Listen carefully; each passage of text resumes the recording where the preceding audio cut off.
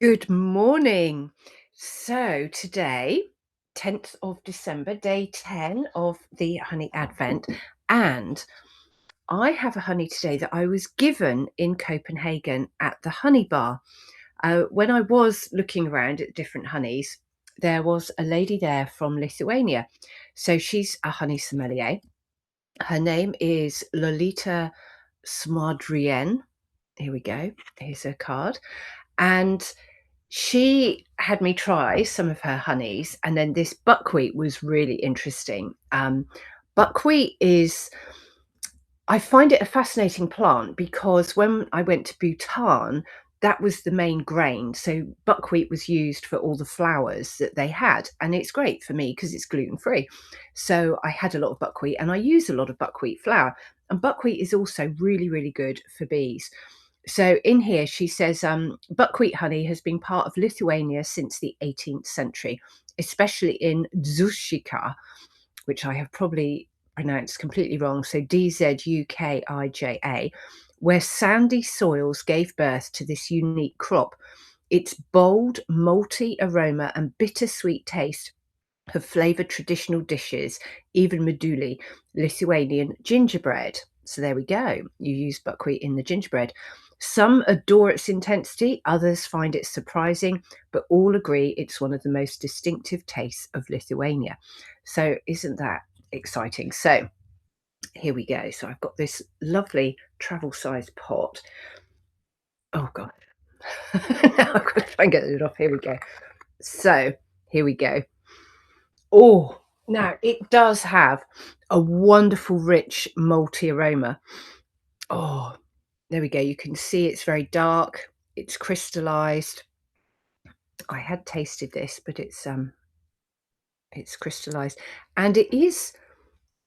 Look at that as I scoop it up. So it is like really has set gorgeous color. Look at that. Actually, that doesn't look so good. Right. So you've got this rich. It really is malty. Um, maybe a bit sugary, but not sweet. Burnt sugar, toffee, slightly caramel, um, and again an animal undertone. Yeah, sort of animal hair. Mm. So you can feel the crystals like sand in the mouth. And as I roll my tongue around, the honey dissolves, but the crystals stay quite hard. So it really is like a bit of sand in there. Mm. And the flavour is really strong in its layers.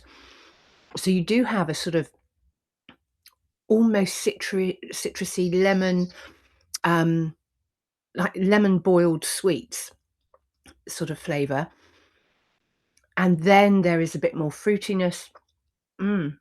But it's also got this earthiness to it, which is complemented by the smell. So a really interesting honey, not as bitter as I would have expected. Some buckwheats can be a bit bitter and a bit strong, and so not very popular. But this is a really, really lovely, really fruity one. Now I've never been to Lithuania, so it is quite far north, and it does make you realise that they would have a very short season for beekeeping.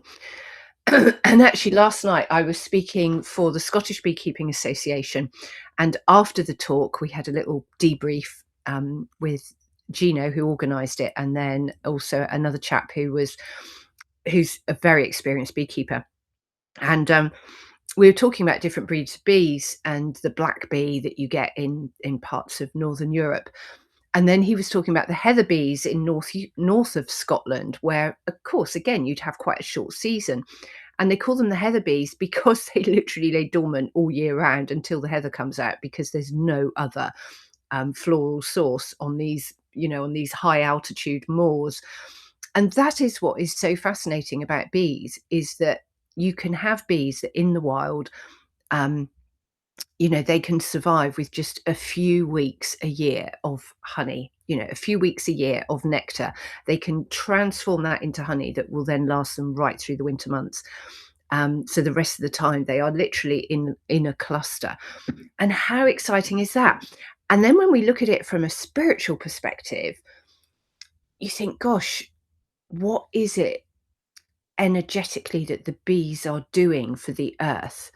If we think of the bees healing the earth, like the earth grid with their frequency, and is it more powerful when the bees are in that more torpor state, when they are in the winter, when they are dreaming, like meditating? So could these northern bees like be the bee equivalent of monks that just sit on mountaintops and meditate and do that form of healing? Rather than more of the doing, so the bees on Cocos, which are just busy all year round. Really, really interesting to consider the different forms of bees, the different locations, and the power of the honey. And so, if you have a honey that is made by bees, basically by monk bees, you know, is that going to be more medicinal? Is it going to be energetically higher vibration? So, isn't that an interesting thing to think about? So, there we go. I'm only doing a short one today because it's my husband's birthday and it's not too cloudy.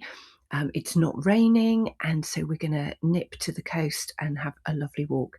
So, there we go. That was today's honey tasting. I will see you again tomorrow. And thank you very much. Bye for now.